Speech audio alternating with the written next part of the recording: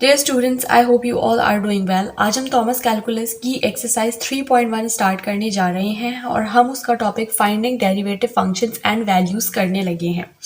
अगर आप 11th addition को फॉलो कर रहे हैं तो आपके पास यही सेम क्वेश्चंस होंगे। अगर आप कोई और एडिशन यूज़ कर रहे हैं तो मे बी पॉसिबल आपके पास क्वेश्चंस चेंज हो, बट उनको करने का तरीका भी यही सेम है।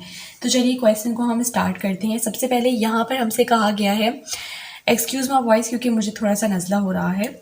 अच्छा, यहाँ पर हमसे कहा गया है using the definition calculate the derivatives of the function.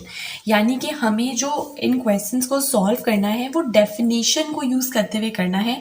हमें जो नॉर्मल एक हम डेरिवेटिव्स निकालते हैं उस तरीके से नहीं निकालना है, डेफिनेशन को यूज़ करते हुए हमें सॉल्व करना है। तो अब सवाल ये आ जाता है कि हमारे पास बेसिकली डेफिनेशन है क्या। तो डेफिनेशन हमारे पास ये थी कि जहाँ जहाँ भी आपके पास फंक्शन में x है वहाँ पर आप h को ऐड कर देंगे और डिनोमिनेटर में भी आपके पास h होगा। यानी कि अगर मैं उस डेफिनेशन को अपने इस क्वेश्चन के रिस्पेक्ट से लिखूं तो वो मेरे पास होगी, अगर मुझे f डैश ऑफ x निकालना है तो वो होगा limit h tends to 0 f of x plus h minus f of x divided by h।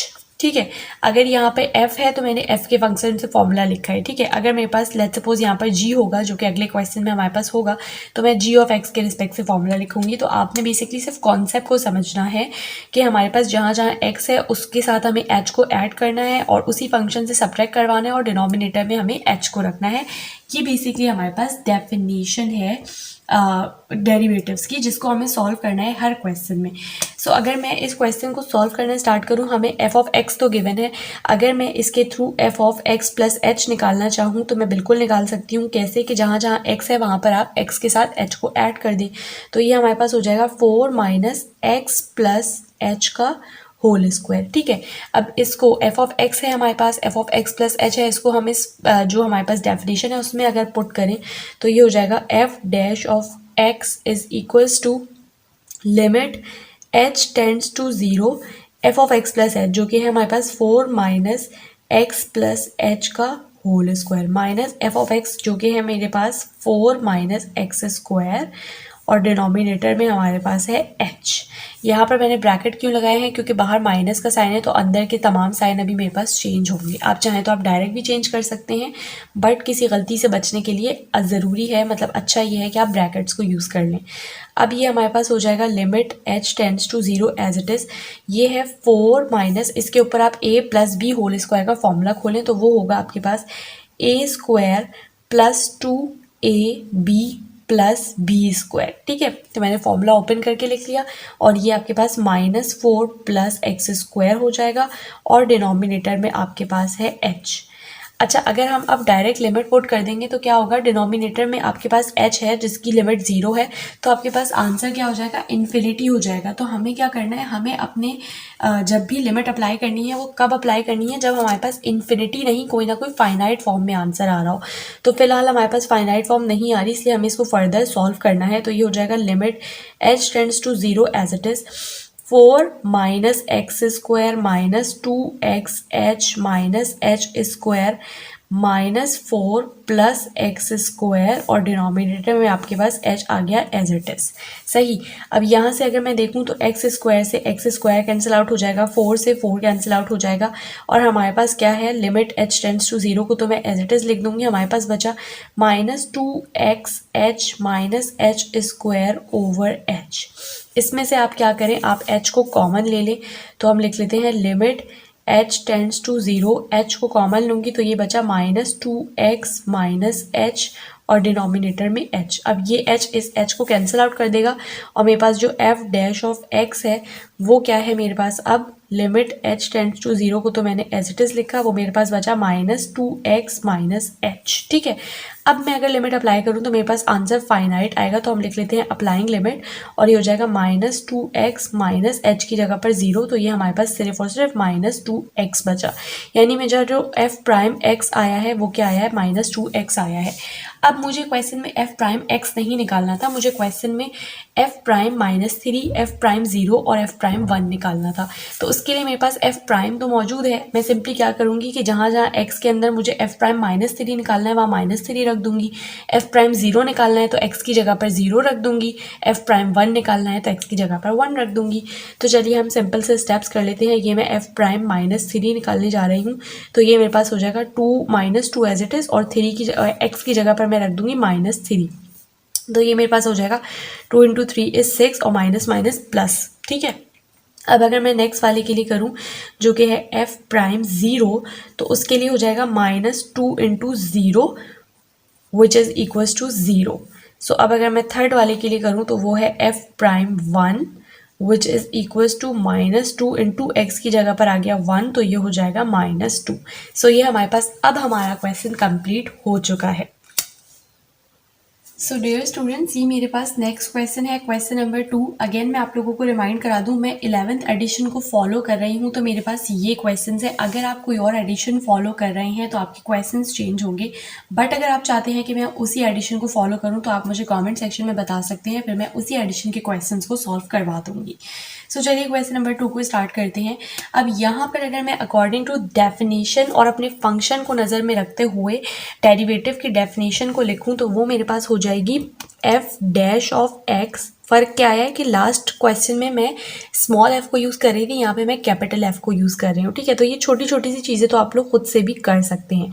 Limit h tends to 0 F of X plus H minus F of X, और denominator में आया मेरे पास h, ठीक है। ये हमने अपने question में मतलब कि जो हमारे पास फंक्शन था उसके अकॉर्डिंग डेफिनेशन लिख ली है। अब हमें क्या करना है, हमें सिर्फ और सिर्फ इस डेफिनेशन के अंदर वैल्यूज़ को पुट करना है। तो देखिए मेरे पास एफ ऑफ एक्स तो है, मुझे F of X plus H चाहिए। उसके लिए मैं यहाँ पर फंक्शन में जहाँ एक्स है उसके साथ एच ऐड कर दूंगी, तो वो हो जाएगा एक्स प्लस एच -1 का होल स्क्वायर, और ये +1, ठीक है। तो ये मेरे पास अब F of X plus H भी आ गया, एफ ऑफ एक्स भी है। सिंपली हम इसको अपने फंक्शन में पुट कर लेते हैं, तो ये हो जाएगा F dash of X is equals to limit h tends to 0 X plus H -1 का होल स्क्वायर +1 और माइनस एफ ऑफ एक्स की वैल्यू जो कि है x -1 का होल स्क्वायर +1, ठीक है। और डिनोमिनेटर में हमारे पास है h। अब आप क्या करें कि आप इसको थोड़ा सा अरेंज करके लिख लें, लेकिन उससे पहले लिमिट h टेंड्स टू 0 को हम एज इट इज़ लिख लेते हैं। अब यहाँ पर मैं इसको लिख सकती हूँ x -1 प्लस एच का होल स्क्वायर। कोई फ़र्क तो नहीं पड़ेगा, बिल्कुल नहीं पड़ेगा, लेकिन इससे क्या होगा कि मेरे क्वेश्चन को सॉल्व करना मेरे लिए आसान हो जाएगा, ठीक है। फिर +1 को एज इट इज़ लिखें। अब यहाँ से माइनस के साइन को अंदर आप मल्टीप्लाई करें तो ये हो जाएगा माइनस ऑफ x -1 का होल स्क्वायर, और ये +1 जो है वो जब माइनस से मल्टीप्लाई हो जाएगा तो ये हो जाएगा -1, और डिनोमिनेटर में मेरे पास h आ गया एज इट इज़। इससे क्या हुआ कि +1 और -1 कैंसिल आउट हो गए, और मेरे पास क्या बच गया, limit h tends to 0 x -1 plus h का whole square minus of x -1 का होल स्क्वायर, और डिनोमिनेटर में है मेरे पास h, ठीक है। अब यहाँ पर हम क्या कर सकते हैं, देखें मैंने यहाँ पर जो x -1 यहाँ पर x प्लस एच की जगह x -1 प्लस एच लिखा था, उसकी वजह ये थी कि मेरे पास यहाँ पर भी x -1 है। तो अब अगर मुझे इसको कैंसिल आउट करवाना है, या ये कह लें कि अगर मुझे क्वेश्चन को फर्दर सिंप्लीफाई करवाना है तो इस टर्म पर मैं a plus B whole square का फॉर्मूला ओपन कर सकती हूँ। लेकिन सवाल ये आता है कि मैं a और b लूँगी किसको, यहाँ पर तो 3 टर्म्स हैं, तो मैं x -1 को पूरे को a ले लूँगी, यानी ये पूरी चीज़ जो है वो अब मेरा a है और ये जो है वो मेरा b है, सही है। तो इससे क्या होगा, अगर मैं a plus B whole square का फॉर्मूला इसके ऊपर ओपन करूंगी तो वो किस तरह ओपन होगा, यहाँ पर सबसे पहले मैं लिमिट h टेंड्स टू 0 को एज इट इज़ लिख लेती हूँ। अब देखिए इसके ऊपर अगर आप a plus B whole square का फॉर्मूला ओपन करें तो वो होगा a square which is equals to x -1 का whole square plus 2ab which will be equal to x -1 और h, ये मैं वैल्यूज़ पुट कर रही हूँ, ठीक है, plus B square which will be equal to H square, ठीक है। और ये माइनस x -1 का whole square as it is, और डिनोमिनेटर में हमने लिख लिया h। इससे क्या फ़ायदा हुआ, देखें x -1 होल स्क्वायर यहाँ से पॉजिटिव है, यहाँ से नेगेटिव है, दोनों एक दूसरे को कैंसिल आउट कर देंगे। अब हम अगला काम क्या कर सकते हैं, अपने क्वेश्चन को फर्दर सिंप्लीफाई करने के लिए लिमिट h टेंड्स टू 0 को एज इट इज़ लिखें। यहाँ से आप h को कॉमन ले लो, तो अगर आप h को कॉमन ले लेंगे तो आपके पास बचा 2x -1 और यहाँ से एक h कॉमन बच गया और डिनोमिनेटर में h, तो ये h इस h को कैंसिल आउट कर देगा और हमारे पास क्या बच गया, limit h tends to 0 2x minus 1 plus h। अब हमारा क्वेश्चन सिंप्लीफाई हो चुका है और हम इसमें लिमिट पुट कर सकते हैं। तो जैसे ही मैं लिमिट पुट करूंगी, लिमिट क्या है, h टेंड्स टू 0, तो यहाँ पर h जो है वो मेरे पास क्या हो जाएगा, 0, and we will be left with only 2x minus 1। ठीक है, यानी मेरा जो f डैश ऑफ x आया है वो किसके इक्वल आया है, 2x माइनस 1 के इक्वल आ गया है। बट मुझे f डैश ऑफ x नहीं चाहिए, मुझे f डैश, डैश का मतलब है prime, f prime minus 1, f prime 0 और f प्राइम 2 चाहिए। तो उसके लिए मैं क्या करूँगी कि जहाँ जहाँ x है वहाँ पर मैं उन वैल्यूज़ को पुट कर दूँगी। यानी कि अगर मैं f प्राइम माइनस 1 निकालने जा रही हूँ तो ये मेरे पास हो जाएगा 2 इंटू -1 सिमिलरली अगर मैं f प्राइम 0 की बात करूँगी तो वो हो जाएगा मेरे पास 2 इंटू 0 माइनस 1, एंड सिमिलरली अगर मैं f प्राइम 2 की बात करूँगी तो उसके लिए मैं लिखूँगी 2 इंटू 2 माइनस 1। ठीक है, तो अब आप सिंपली ये मैथमेटिक्स है इसको सॉल्व कर लें। ये हो गया 2 और -1 क्या हो गया, -2, तो it will be equal to -4। अगर आप यहाँ से देखें तो ये हो जाएगा 2 इंटू -1, तो ये हो जाएगा -2, यानी ये सिंपल मल्टीप्लाई हुआ है। और यहाँ से अगर आप देखें तो ये 2 को एज इट इज़ लिखे, 2 - 1 क्या होता है, 1, and it will be equals to 2। तो ये हमारे पास हमारा क्वेश्चन अब सॉल्व हो चुका है कम्प्लीटली। अब हम मूव करेंगे नेक्स्ट क्वेश्चन की तरफ। अब हम नेक्स्ट क्वेश्चन को सॉल्व करने जा रहे हैं। इसके अगर अंदर मैं फॉर्मूला लिखूं तो मेरे पास फॉर्मूला क्या बनेगा, लिमिट, सबसे पहले g डैश ऑफ t यानी कि g प्राइम ऑफ t के लिए हो जाएगा limit h tends to 0 g of t plus h minus g of t, और डिनोमिनेटर में मेरे पास होगा h। अब आप लोगों को बात समझ में आ गई होगी कि जब फंक्शन मेरे पास g ऑफ t के रिस्पेक्ट से है तो फॉर्मूला मैंने g ऑफ t के रिस्पेक्ट से लिखा। जब प्रीवियस क्वेश्चन में कैपिटल f के रिस्पेक्ट से था तो मैंने कैपिटल f के रिस्पेक्ट से लिखा, और जब उससे प्रीवियस क्वेश्चन में स्मॉल f के रिस्पेक्ट से था तो स्मॉल f के रिस्पेक्ट से लिखा। तो ये चीज़ें आपने खुद हर क्वेश्चन में चेंज करती जानी है, सिर्फ कॉन्सेप्ट को समझ लेना है। सही, अब यहाँ पर हमें क्या चाहिए, g of t plus h की वैल्यू चाहिए होगी। तो हम कैसे निकाल सकते हैं g of t plus h की वैल्यू, कि जहाँ पर फंक्शन में हमें t गिवन है वहाँ पर हम t के साथ h को ऐड कर दें, तो ये हो जाएगा 1/t प्लस h का होल स्क्वायर। ठीक है, तो ये हमारे पास g of t plus h की भी वैल्यू आ गई है। अब अगर इसको मैं अपने फॉर्मूले में पुट करूँ तो मेरे पास g डैश ऑफ t जो है वो इक्वल आ जाएगा लिमिट h टेंड्स टू 0। अब यहाँ से 1/h को पहले आप बाहर निकाल लें, ठीक है, क्योंकि ये भी डिनोमिनेटर में है तो वो कन्फ्यूजन बहुत ज़्यादा हो जाएगी, काफ़ी खिचड़ी पकेगी। तो उसको थोड़ा सा सिंप्लीफाई करने के लिए 1/h को आप बाहर करके लिख लें, ये वाला h है। और अब वैल्यूज़ पुट करें तो g of t plus h की जो वैल्यू है वो है 1/t प्लस h का होल स्क्वायर, और माइनस g ऑफ t की जो वैल्यू है वो है 1/t स्क्वायर। ठीक है, तो ये हमारे पास आ चुके हैं हमारी वैल्यूज़। अब हमें सिंप्लीफाई करना है तो उसके लिए हम लिख लेंगे सबसे पहले limit h tends to 0 1/h, यहाँ तक एज इट इज़ आ जाएगा। यहाँ पर हमें क्या करना पड़ेगा, हमें एलसीएम लेना पड़ेगा। तो जब मैं एलसीएम लूँगी टी स्क्वायर इधर आ जाएगा, t plus h whole square उधर चला जाएगा, तो ये हो जाएगा T square minus of t plus h का होल स्क्वायर, और डिनोमिनेटर में आ जाएगा आपके पास t प्लस h का होल स्क्वायर और t स्क्वायर। ठीक है, अब अच्छा ये ब्रैकेट क्लोज कर लें। अब आपने फर्दर सिंप्लीफाई करना है तो ये हो जाएगा limit h tends to 0 1/h, और यहाँ से आप लिख सकते हैं टी स्क्वायर माइनस, यहाँ पर जब आप फॉर्मूला ओपन करेंगे तो आपके पास फॉर्मूला क्या खुलेगा, T square plus 2th plus h square, but मैं साथ ही नेगेटिव साइन को भी अंदर मल्टीप्लाई करवा के फॉर्मूला लिख रही हूँ।